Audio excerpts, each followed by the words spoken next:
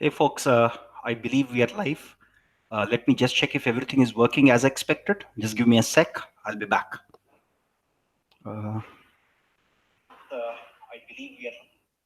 Yeah, the audio seems to be working perfectly all right. No issues whatsoever. Uh, yeah, the video stream is also going good. Let me just check. Yeah, things look good. So I'm a little early today, so I'll wait for a few minutes while everyone else joins us. In the meantime, if you have any questions, I'm more than happy to take them as we are here. Just post them on the live chat. I'll try and answer as many as I can. Yeah, some more people are yet to join, so we'll wait for them. Hey, good evening, Ayush. Thank you for joining in. I hope the audio quality is decent. Just wanted to check. I started using this headphone so as to get much more crisper and clearer audio, avoiding the background noises.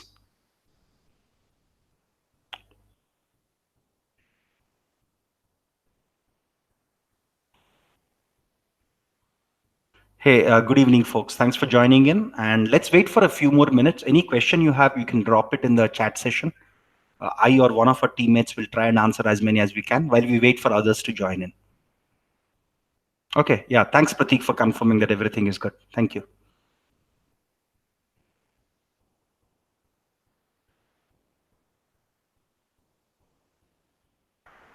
Okay. Yeah. Things look good. No major issue that I can see now. Okay. So just curious.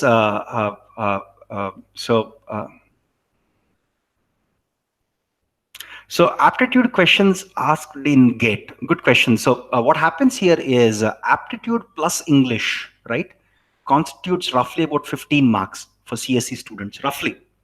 Okay, and 15 is a non-trivial number, right? Of course, this is including both aptitude and English, right? 15 marks is the difference between the first rank and I think if the paper is easy, right? 15 marks is the difference between rank 1 and rank 1000 almost. So yeah. Yeah, so geometric and algebraic multiplicity, right? So there is this question that I put out on YouTube also today morning. So Baljit, this is a topic that has never been asked, but we set a question on that. So the algebraic and geometric multiplicity is a topic that's not asked ever. But we thought we'll place a question like that so that students, if and when, if a new topic comes in, if a new topic that we have never discussed because it has never been asked in GATE, comes up in a real question paper, how to tackle it. We wanted to give that example, and hence we skipped that. Okay, it's something that has never been asked in GATE. We've seen almost last 35 years of GATE question papers, and linear algebra has been there almost from the very beginning. And questions of this form have never been asked. So,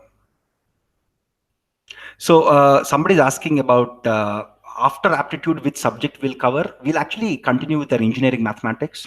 So we finished linear algebra, right? So since linear algebra is over, we'll start the rest of the subjects. We'll start with calculus, all of the remaining probability, statistics. We don't have statistics. We have only probability in GATE syllabus, and then we'll go into sets, functions, algebraic structures like groups, right? Monoids, all of that, right? So we'll try and finish all of engineering mathematics and discrete mathematics, after which we'll start one other core subject. Okay, so that's the plan right now. Because mathematics is a very, very scoring subject in GATE, we wanted to push it. And we'll start mathematics from May 15th onwards, right? Uh, Let me just check. All of aptitude content is uploaded, right? Okay, so there is some more content that is still being processed right now. We've recorded all the videos, and there is some more content that is still left. We'll upload it, and we'll send out a message as soon as we upload it. Okay, just send an email to everyone once we do it. Yeah, Naveen is right here with me. So yeah, yeah. So if some of you are fast enough to finish the subjects and you're waiting for us to continue with engineering mathematics, you can always go back and do C, data structures, and other topics. That's perfectly all right. I saw one question on shapes. Oh, so somebody's asking about permutations and combinations. We'll cover permutations and combinations in discrete mathematics in full detail. So that's why we have, I think it is partially covered here, right? In aptitude, we didn't cover it. Okay. Okay. So it's not part of aptitude, but we'll cover it in depth because that's anyway part of the computer science discrete mathematics syllabus, right? We'll do counting, we'll do recurrence relations before we go into probability. So we are treating counting and probability as one chunk, right? With Bayes theorem, everything out there. So yeah, so that's what it is. So for engineering mathematics, the problem here is there is no single book that does a good job at everything. That's the problem. Like for linear algebra, I used Gilbert's Strang to some extent. I also used some animations from 3 Blue, 1 Brown. So there is no, I used a lot of Wikipedia articles for linear algebra. So there is no single book that does a good job for whole of engineering mathematics. That's the problem that I encounter. That's why what I'm doing right now is whenever I write notes, even for calculus or probability or counting, I try to do it from multiple books because typical engineering mathematics books don't do a good job of covering topics well enough and rigorously enough.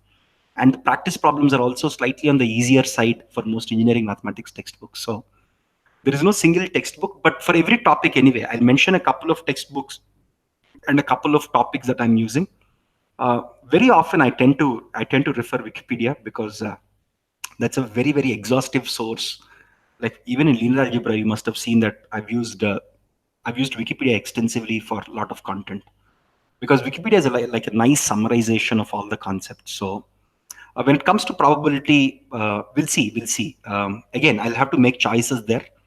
Actually, most of probability content notes, I'm actually writing it at the top of my head because I almost remember it by heart with some help from Wikipedia. And of course, I always base myself on previous year gate questions when I write notes on topics to cover. And the whole team actually writing notes is a very big team effort. What we do here is all of us put in efforts to see if each of the concepts is covered. We put in a lot of effort. So while recording is something that I do, the team does ton of effort with practice questions, with solved problems, with writing notes for content, writing solutions. So it's a very big team effort, and each of us try to pick one source or one textbook. Wikipedia is something that I prefer, but rest of the team picks up standard textbooks, also nice blogs and nice animations and YouTube videos, etc. So it's a cumulative effort. There is no single book that we are following end to end per se. But if there is anything, I'll surely let you know when the subject starts. For example, for C, I was very surprised that the book C in Depth by Srivastava and Srivastava is a terrific book. I loved it. Okay, initially I was thinking that I'll write notes based on Keringham Ritchie. Even though we used Keringham Ritchie, one of our teammates suggested, and I really loved the notes that the teammate wrote based on C in Depth. So we keep, again, if you notice, CLRS is something that we use extensively for data structures algorithms, but we did not limit ourselves only to CLRS, right? So it's not a single book very often. So yeah. Yeah, I'm happy that some of you like our ML course also. That's good. So a couple of announcements before we dive in. So recently, if you have noticed, we have started putting out some of our free content on the website, on YouTube also, so that students who are planning to take GATE next year, because this is the time that most students make the decision, especially at the starting of the summer vacation, they decide and they seriously consider GATE. That's why we started putting out all the free videos in the course that we have on YouTube, also on our YouTube channel, so that students make informed choices. Students also consider our course when they decide. So if you folks have been happy with our course, with the way we are doing it, with these live sessions, with practice problems, with our content delivery, with our notes, all of that stuff, and if you think some of your friends may benefit from our course, please do inform them about our course. Please refer us if you think this is a good course. And the other thing is any suggestions that you have for us to improve the course. Right? I've been asking you many times. In any way, if you think we can improve this course, any aspect of the course, it could be the live sessions, it could be our practice problems, it could be our content, whatever it is, right? In any way that we can improve, do let us know. One of the very interesting feedback that we got is if we can upload the next day's content the previous day itself. We've already started doing that from Aptitude onwards. We'll continue the same thing going forward, right? So every content for the next day will be uploaded the previous day night itself, so that even if you're waking up early in the morning, especially working professionals who want to study in the early hours of the morning, they can also do that. So any such suggestion that you have, please feel free to reach out to us. And what is this question here? Mrinmoy, I think I answered your question, right? That we have uploaded only a part of the content. There is some more content left, and we'll upload it. Okay. At a time of revision, from which source should I practice questions apart from previous year gate questions? Okay. So, Mrinmoy, to be honest with you, if you can solve last 30-year gate questions without looking at the answers, that's a pretty good source. And if you have exhausted that, do reach out to us. We'll give you additional material. That's not a problem at all. Okay, for GATE, the logic is this. If you finish all of the practice problems that we give, because we're giving you 2 practice tests a week, number one, and we're giving subject tests at the end of the subject. Typically, we give 2 subject tests. For linear algebra, we only gave 1 because its weightage is smaller. For aptitude, we'll do more because its weightage is more, right? So that's a good enough starting preparation. And if you've finished all of this preparation, certainly the previous 30-year GATE question papers from 89 onwards to 2019 is a very good source. And when you're solving those problems, please don't look at the answers. Okay, that's a terrific source. 30 years, you have close to 2,000 questions, or probably more, because in the recent years you have multiple sets of question papers every year. Right? That's one thing. If you've finished even that, do reach out to us. We have a bunch of additional questions that we can share with you. We don't want to overwhelm students, but if there are some students who are finishing all of this, please reach out to us. We're more than happy to share more questions with you. Okay. So, okay, somebody suggesting about a forum. Yeah, this is something that we have been discussing. Okay, so yeah, so Naveen is right here. We have already discussed it. We already have a POC ready. We're just testing everything. Once everything is up, and I think we should do it in a couple of weeks, right? We can do it in a couple of weeks, right? Yeah. So we'll do it in a couple of weeks. We'll have it up and running in a couple of weeks, and yeah. So this is something that we've started working a while ago. Yeah, the forum will certainly be ready, and yeah, we'll have it in a couple of weeks. Worst case, what is today's date? Today is 8th, right? Worst case, by end of the month, we'll have it for sure. Okay. Okay, sounds good. Let's get into the practice test itself. Again, to be honest with you, um,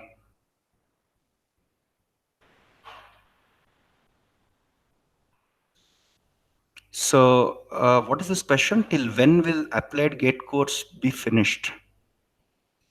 Oh, all the subjects. Okay, all the subjects will be finished by late August. By mid to late August, we'll have all the subjects. Again, now we have multiple instructors, and they're doing content parallelly. So we are hoping to speed it up. So hopefully, I mean, even pessimistically speaking, we should have everything up by August, mid to late August. Okay. So that's something that is already on track. That is already well planned for. So Smriti Sinha, okay, she says you want more questions for aptitude. We'll give you. Don't worry. This is just on a few topics, right? For aptitude, don't worry. We'll have. Can we do 3 subject tests? Okay, let's do that.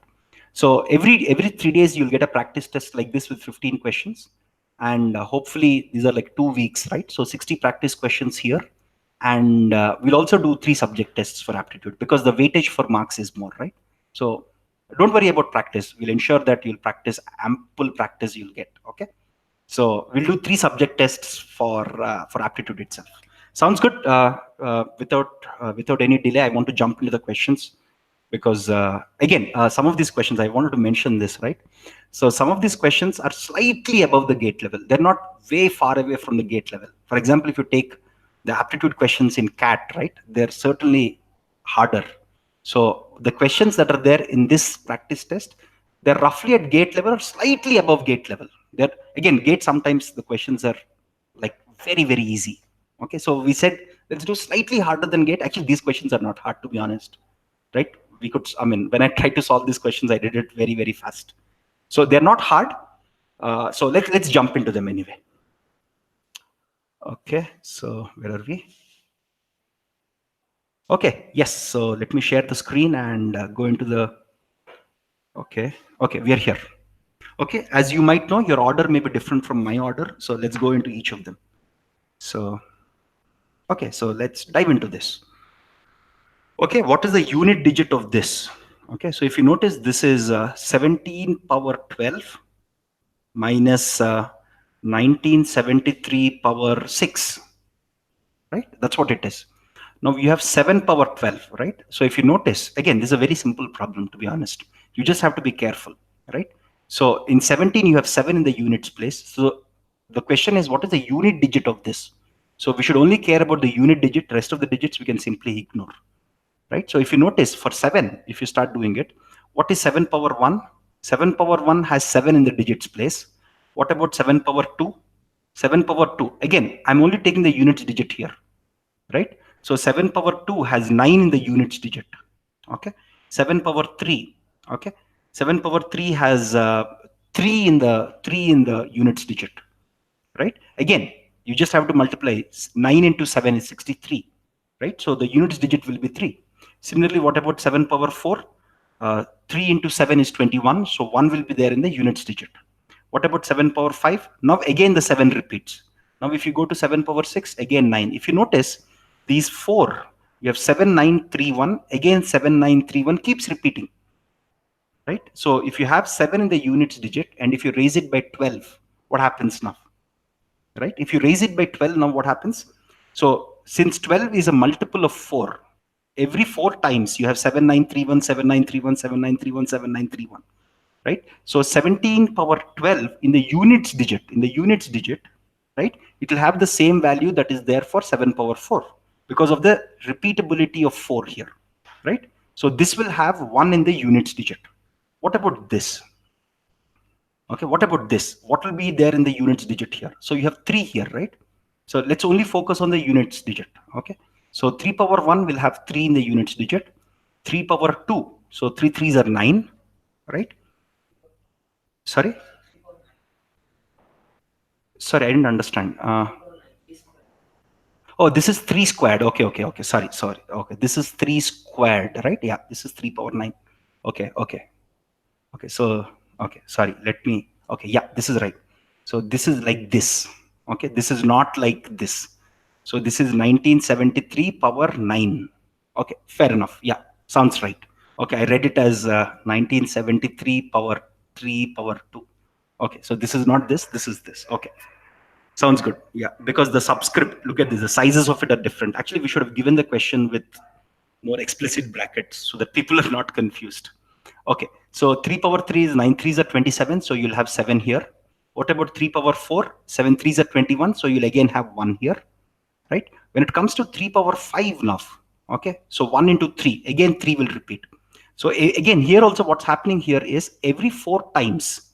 So every 4 times you're getting 1 here, right? Again, from 3 power 5 up to 3 power 8, 3 power 8. So again, your 3791 will repeat. When you have 3 power 9, you will get 3 in the digits place, right? So 1973 power 9, in the digits place, you will get 3 here. Now here comes the fun problem. Here you have 1 in the digits place, but there is a negative sign here. There is a negative sign here, right? That's important. You have 3 here. Now, if you notice, 17 power 12 is less than 1973 power 9. Okay, because this is a much larger number than 17, right? While the exponent here is larger, okay, it's very easy to see that what you have here is a smaller number than this. Since this is a larger number, there is a negative sign here, this minus this, right? You'll get a negative number finally, but the digits place is 3 minus 1, not 1 minus 3. Okay, that's another catch, right? In the digits place, in the units place, sorry, you'll have 3 minus 1, which is 2. So the right answer here is A.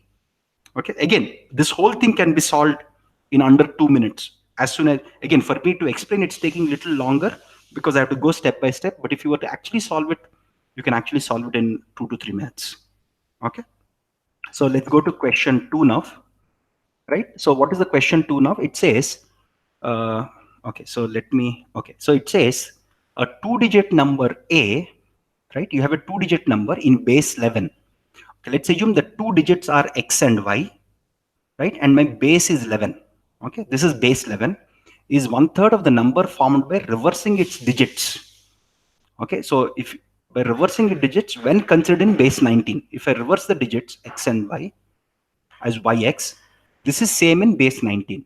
And how do we convert from base 19 or base 11 to base 10? It's very simple, right? What does this mean? This means if I want to convert this into base 10, what do? I'll just write 11x plus y equals to 19y plus x, right? Is that it? 1 second. Is 1/3, sorry, a 2-digit number a in base 11 is 1/3 of the number. So 1/3 of this. Okay, so by 3 is also there. Okay, because this 1/3 is here. So it says a 2-digit number a in base 11 is 1/3 of the number by reversing it. Okay, so this is my total equation now, right? If I simplify this equation, what do I get? If I take 3 that side, I'll get 33x plus 3y equals to 19y plus x, right? That's what it is, which means let's just get everything on one side.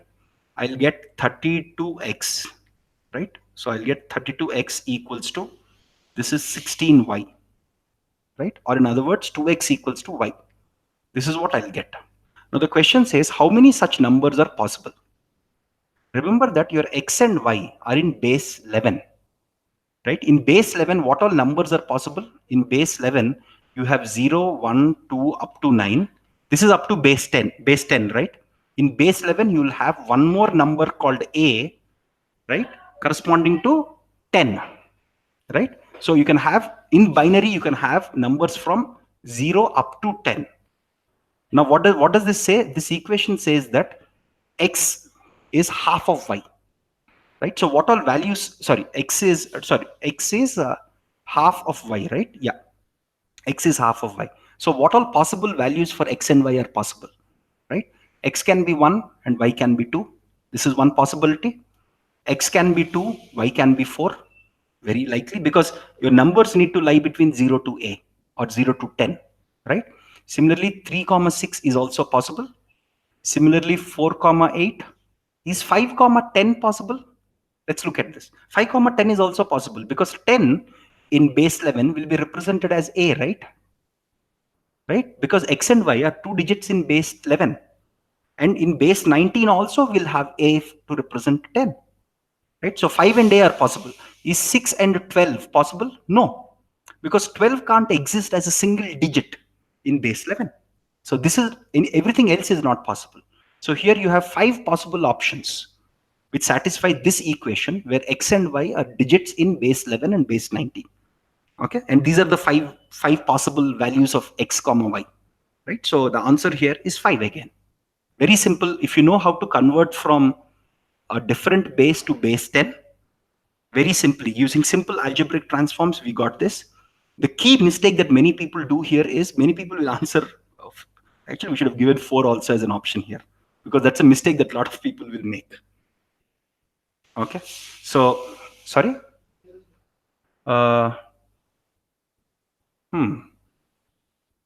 Okay, yeah, 0, 0 is also an option. My mistake. Yeah. So 0, 0 is also an option. Yes. Okay. Yeah, I missed that. Yeah, you're right, Naveen.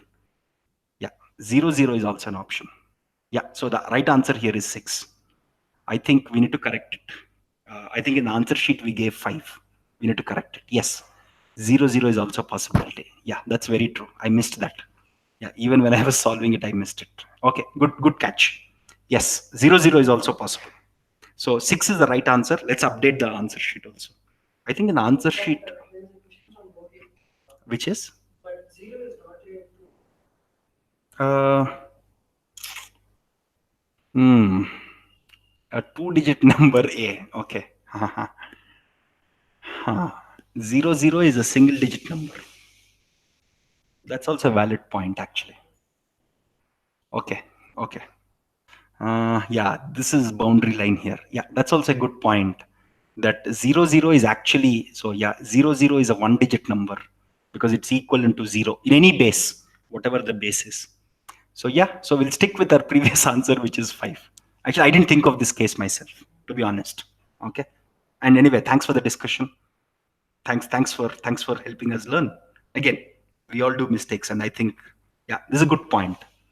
Yeah, so I think the person who said this question in our team, they gave 5 as the answer. I'm just validating their answers also. Anyway, so that's okay. Sounds good? So yeah, thanks for the correction, folks. Thank you. So let's look at this question now. It says a number So it says a number when divided by 18 leaves a remainder of 7. Okay. Now the same number when divided by 12 leaves a remainder n. How many values can n take? Let's look at it. So a number when divided by 18 leaves a remainder 7. Okay, let's look at all the numbers which when divided by 18 leaves a remainder 7. What are 7 itself? Right? When I divide 7 by 18, I'll have a remainder of 7 itself. Then I'll have 25. Right? I'm just adding 18 to this. If I add 18 to this, I'll again get 43 because 18 into 2 will be 36. 7 is the remainder. Right? Now, if I add 18 more to this, what will happen now? 18 plus this, I would get 61. Right? Again, plus 18 to this is 79 and so on and so forth. Right? Now, when I divide any of these numbers with 12, what happens? When I divide 7 by 12, I get a remainder of 7. When I divide 25 by 7, 25 by 12, I'll get a remainder of 1. When I divide 43 by 12, right? When I divide 43 by 12, what happens? 12, 3 is a 36, right? 36, and then I'll get a remainder of 7. So what happens here? I get a remainder of 1. Here I get a remainder of 7 because 12, 6 are 72. So if you notice a pattern here, there are only two possible remainders that I can get when I divide any of these numbers, which when divided by 18 gives a remainder 7. If you take this set of numbers, the set of reminders that I get when I divide them by 12 is only 7 and 1. So the how many values can n take? It can only take two values, 7 and 1 itself, right? So simple question, nothing very fancy. This is fairly easy question. Okay. So let's go to question 4 now. Okay, this is an interesting problem. I really like this problem when I was solving it. So let's look at this question. It says find the remainder when 1 factorial plus 2 factorial plus 3 factorial, 4 factorial, 5 factorial up to 100 factorial is divided by 24. Okay. Now let's look at, okay. So when 1 factorial is divided by 24, see, because I have this sum that I have to divide by 24, right? This is the whole sum that I have to divide, right? So let's look it up. Okay. So when I have 1 factorial, when I divide 1 factorial by 24, I'll get a remainder of 1. 2 factorial, when I divide it by 24, I get a remainder of 2. 3 factorial, when I divide it by 24, I'll get a remainder of 6 because 3 factorial itself is 6. What happens for 4 factorial? 4 factorial is 24 itself. So the remainder is going to be 0. What about 5 factorial? 5 factorial is 5 into 24. Right? Even 6 factorial is going to be 6 into 5 into 24. Right? All other factorials up to 100 factorial is going to be exactly divisible by 24. Right? So the remainder, if you the remainder for all of these is going to be 0. So the overall remainder when you sum this up will be 1 plus 2 plus 6, right? Which is 9. So the answer here is 9. It's a very simple problem. You just have to recognize that 4 factorial is 24 and it exactly divides, and 5 factorial, 6 factorial, everything will have a remainder of 0. That's why this problem is elegant and simple. You can actually solve this in 30 seconds. Literally, that's how simple and elegant this problem is. Okay, so now let's go to question 5. Okay, so how many, okay, just a second. Okay, so the question here is how many 3-digit numbers, right, are divisible by 5 or 9? 5 or 9, that's the question here, right? So first let's see all the numbers that are divisible by 5. Okay, let's take that. So 3-digit numbers, right? So we have to start from 100 up to 999. 100 itself is divisible by 5, 105 is divisible, 110 is divisible, so on and so forth, up to 995. All of them are divisible, right? Very simple, nothing fancy here. And I can write my 995, I can write 995 here as 100 plus, what is the n minus 1 that I can write it as? N minus 1 into, let's say, 5. Because I want the ones which are divisible by 5, right? So what will my n now be equal to? My n will be equal to 180. You can verify this, right? So 180 minus 1. So this is the equation that we can solve. Again, you can also do it without any of these equations with simple logic. But you will have 180 numbers between 100 and 1000 without counting. You'll have 3-digit numbers, right? You'll have 180 3-digit numbers which are divisible by 5. What about 9? Same logic. right? Let's look at all the numbers that are divisible by 9 now. Now, let's see for 9. 108 is divisible by 9, right? Because 99 plus 9 is 108. This is the first number, right? Up to 999. Again, 999 is also divisible by 999 is also divisible by 9. Now, if you count the number of numbers which are there in this region, again, you can write 999 equals to 108 plus m minus 1 into 9. Okay, here if you solve this equation, you'll get your m, right? You'll get your m equals to 100. So there are 100 numbers between 100 three-digit numbers which are divisible by 9. But here comes the fun property. There will be some numbers, simple sets, right? If you recall, let's assume this is a set of all the numbers that are divisible by 5. This is all the numbers which are divisible by 9. There will be some numbers which are divisible by both, which I need to subtract from this, right? So if I just add these two up, I'll get 280. But 280 is not the answer, right? Because there are some numbers which I've counted in this and which I've also counted in this, right? For that, we have to take the HCF, or so you have to take the LCM of 5 and 9, right? The LCM of 5 and 9 is 45. So the numbers in this region will be divisible by 45. Now, how many numbers are there which are divisible by 45? Between which are three-digit numbers? Let's look at that up. Okay. So 135 is divisible by 45. Okay. This is the first number because 45 into 1 is 45. 45 2s are 90. 45 3s are 135. Okay. So this is the first three-digit number which is divisible by 45. Right. And now if you keep adding this up, again, if you keep adding 45, 45, 990 is going to be the largest number because look at this. 900 is divisible by 45. 45 20s are 900. 90 is divisible by 45. So this will be the largest three-digit number that will be divisible by 45. Now let's count how many numbers are here. Again, here also we can use a simple equation and say 990 equals to 135 plus q minus 1 into 45. If you solve for this, you'll get q equals to 20. So there are 20 numbers here. There are 20 numbers here which are divisible both by 5 and 9. So the final answer is going to be the total number of numbers which are divisible by 5 or 9 is 280 minus 20, which is equal to 260. Right? So 260 is the answer here. Okay, very simple, very straightforward question. Right? So let's go to question 5. Again, this is very simple concept in sets. Right? If you want to find the total number of elements, take the number of elements here, take the number of elements here. Because this intersection element you're counting twice, you have to subtract it once. That's it. Nothing very fancy out there. Okay. So let's go to question 6 now. Okay. Okay. So let's see how to tackle this question. The HCF of two numbers, each having 3 digits, right? Yes. Okay. Sorry, for 9 you're confused. Okay. Let's see this. Okay. For 9 you have 108 up to 999, right? So again, this is one formulaic way of doing it. There is another way of doing it, okay, which is, so is this right? Okay. So 108 plus m minus 1 into 9. Yeah, this sounds right. So I'm not sure why. Otherwise, let's look it up this way, right? So you from 100 to 108, okay, or else let's not do that way. That's actually tricky. So 108 is there. Okay, let's write the formula. Let's convert the formula, right? So you have 108. You add 9 to this. Okay, you'll get 117. Add 9 to it, you'll get 126, and so on and so forth, right?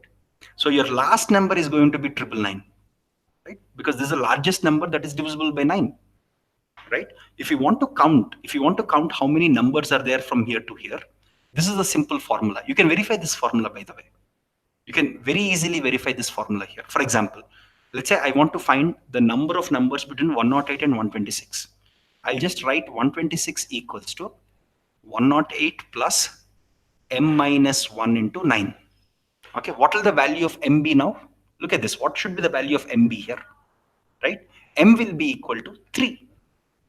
Right? So which means 3 is the number of numbers that you have starting from 108 up to 126. Okay, again, this formula is not some rocket science.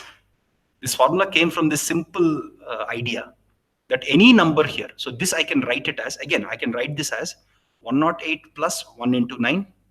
I can write this as 108 plus 0 into 9.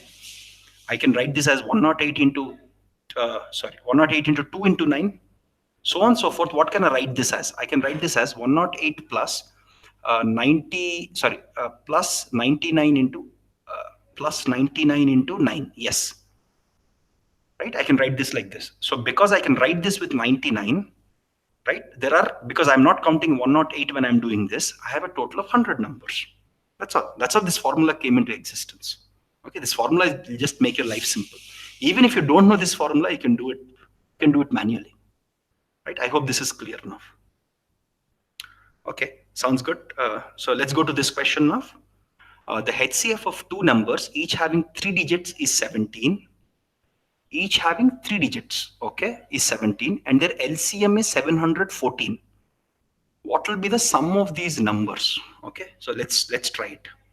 So if HCF, the highest common factor is 17, okay, let's assume I have two numbers, right?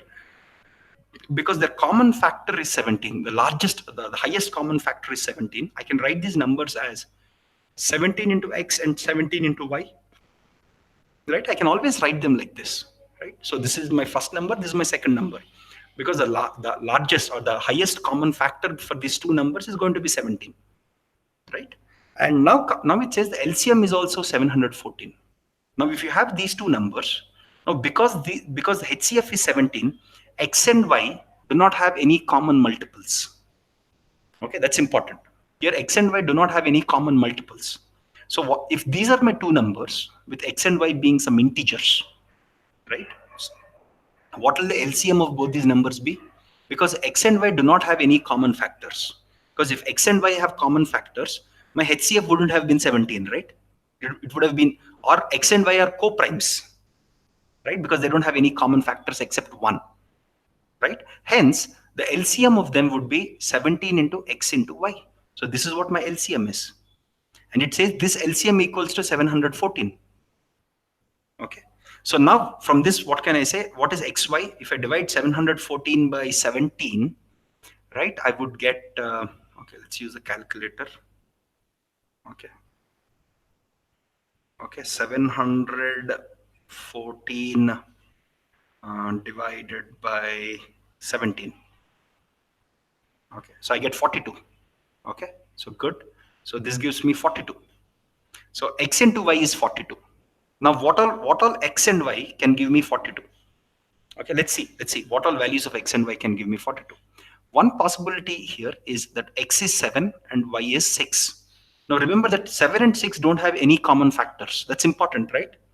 Remember that X and Y, see, I could have taken, if I've taken any other possible values here, right? See, the biggest concern that I have here, one possible value of X and Y is 7 and 6. If I have 7 and 6, they don't have any common factor except 1 itself, right? So then my 17X will be, again, it could be 7 and 6 or 6 and 7. Either way is all right. Now, what will be my 17 into X, right? What will my 17 into X look like?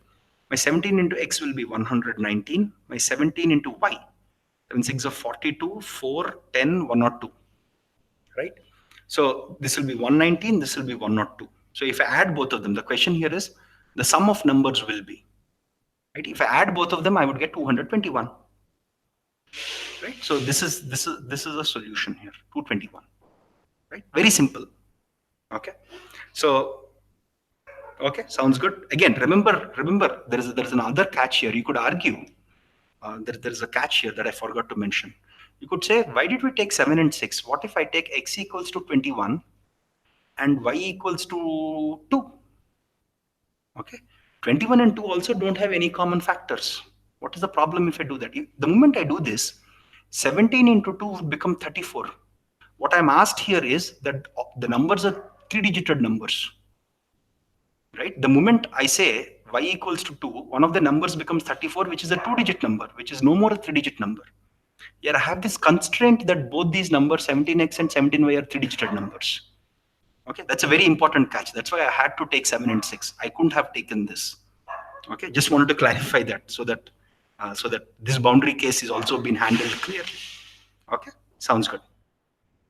So let's go to question 7 now. Okay, so what does this question say?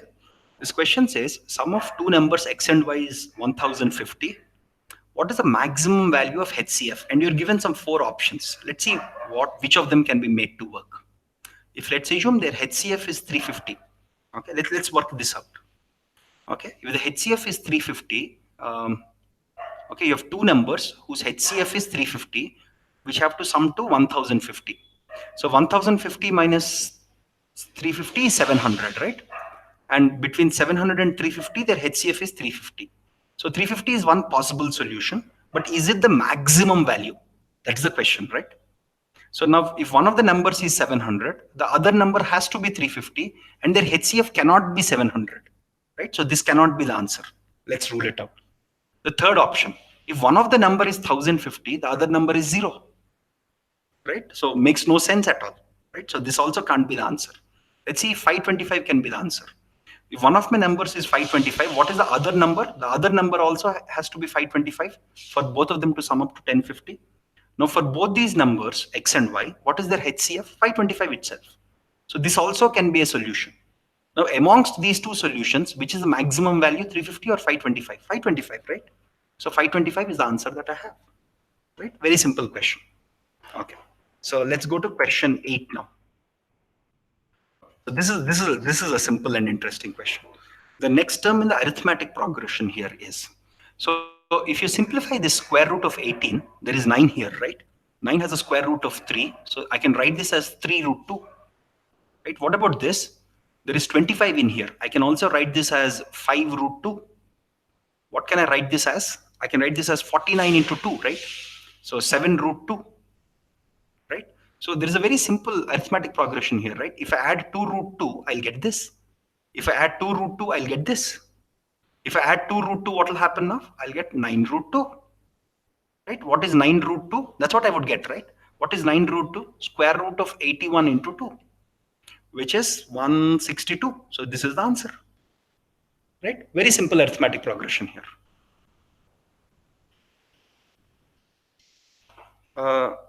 One second. So what is the next term in the arithmetic progression? One second. This is 3 into root 2 plus 2 into root 2, which is 3 plus 2 into root 2. Yeah, I can do that, right? Mathematically makes sense. So the difference between both of them is 2 root 2, right? So the difference between both of them is 2 root 2. I mean, I can just take root 2 outside. So yeah. Okay, sounds good. So yeah, so no issues there. Slightly confused out there, but fair enough. So square root of 162 is the right answer here, right? So let's go to question 9.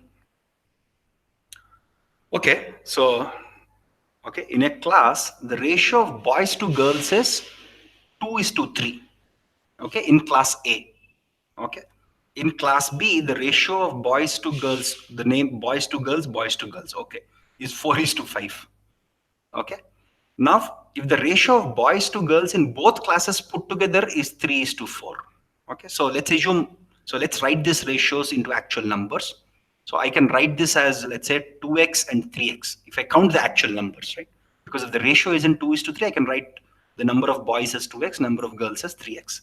Similarly, I can write this as 4y and 5y, right? So what this says is, it's giving me an equation.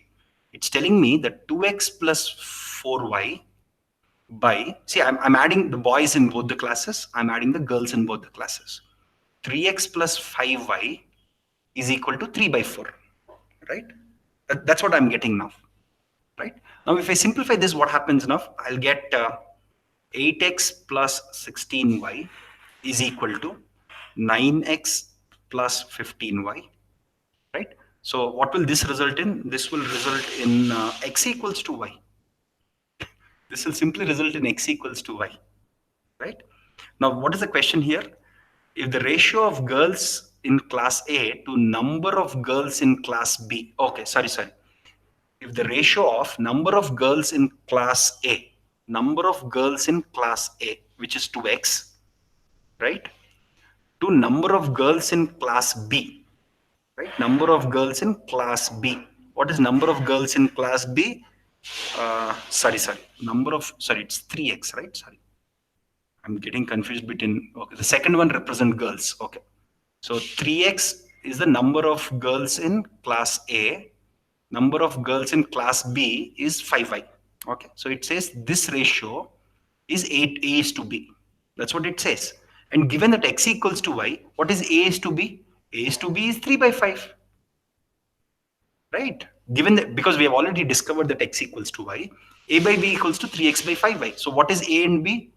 A is to B is 3 is to 5. So it says what is the value of A plus B, right? A plus B will be equal to 8, right? Very simple, right? Nothing very fancy out here. Okay, simple question. You just have to solve this equation. Be careful which represents boys, which represents girls, and you are safe. Okay, so let's go to question 10 now. Okay, so what does it say? The question 10 says the product of 24 and 31 in a number system is 1344. Okay, we don't know what the number system is. We don't know the base. Okay, we don't know the base of the number system. So what do we have? We have 24 base n multiplied by 31 base n equals to 1344 base n. We don't know what base n here is. That's okay. The number 3111 of the same system when converted to decimal system becomes what? Okay. So let's first convert everything to decimal. So 24 in base n is nothing but 2 into n plus 4, right? Okay. 31 in base n is 3n plus 1.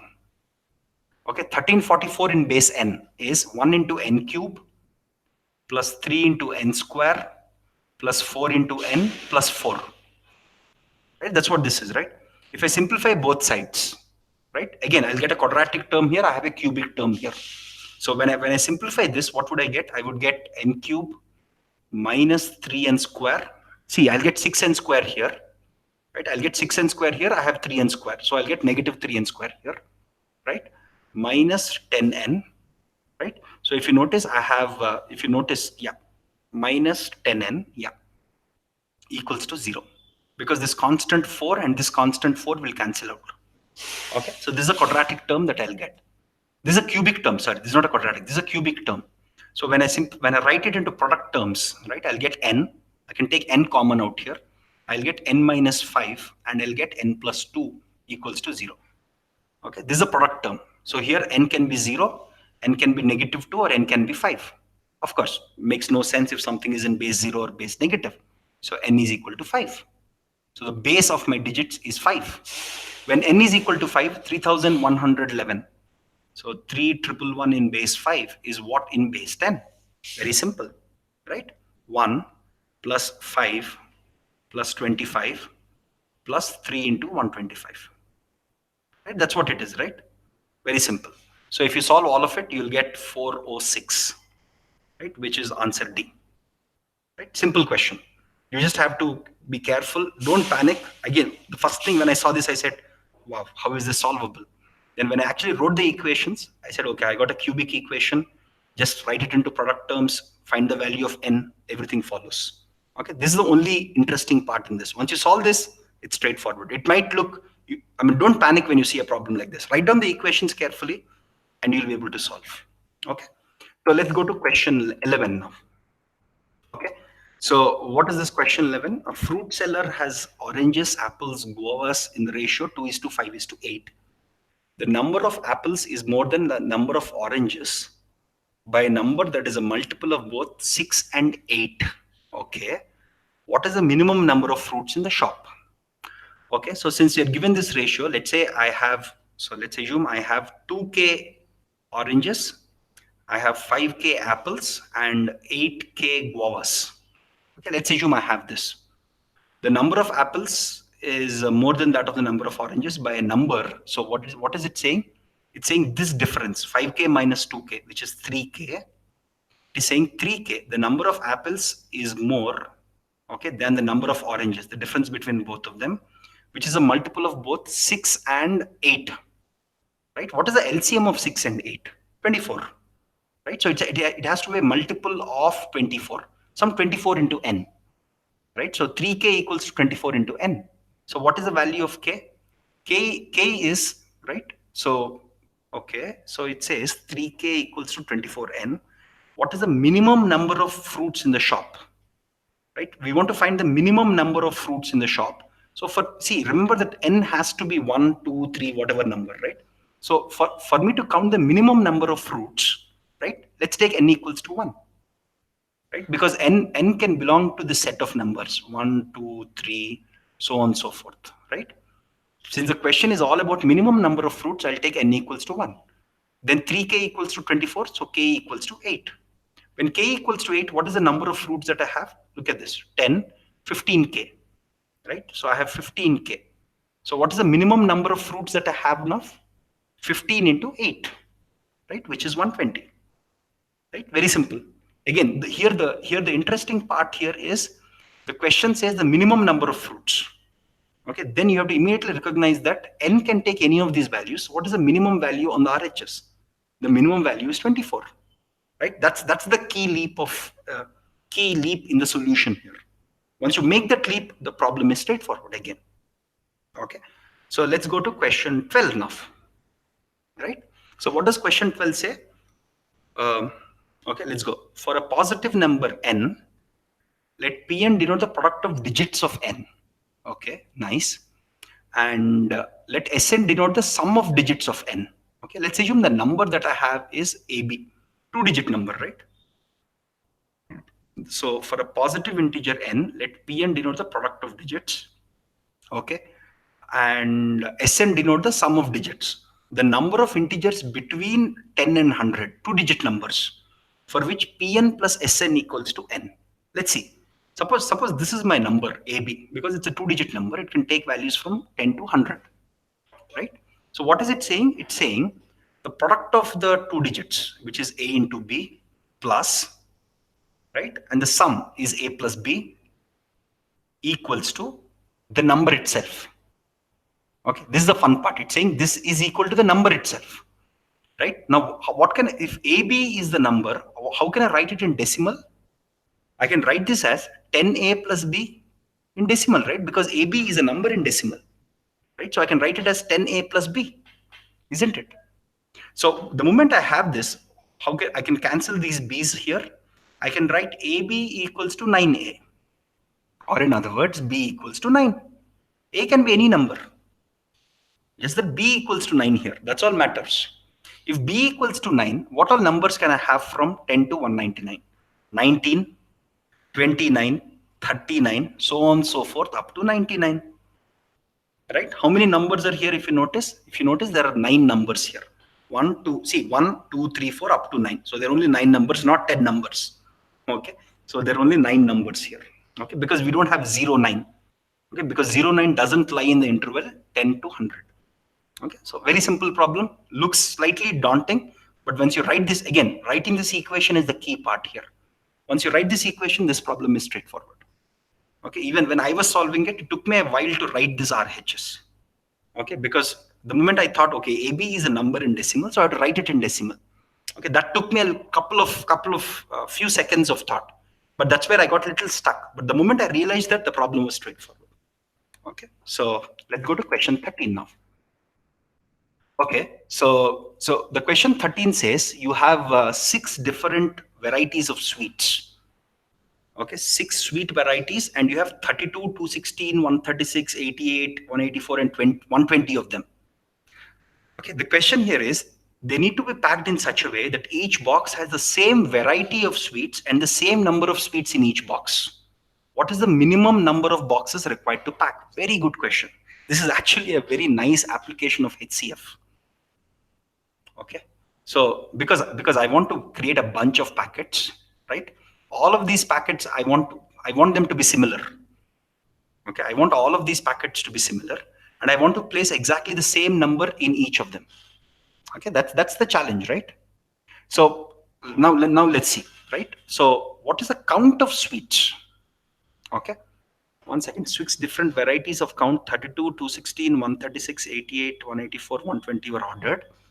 Okay. Okay. So if you take the HCF of all of them, if you take the HCF of all of these numbers, what do you get? So let's actually visually see it, right? Can 32 be the HCF of all of them? No, 32 doesn't divide 88. Okay, the next thing is 16. 16 divides this. 16 divides this. 16 does not divide 88 because 88 is 8 into 11, right? 11 is a prime number, right? So the only HCF for all of them is going to be 8.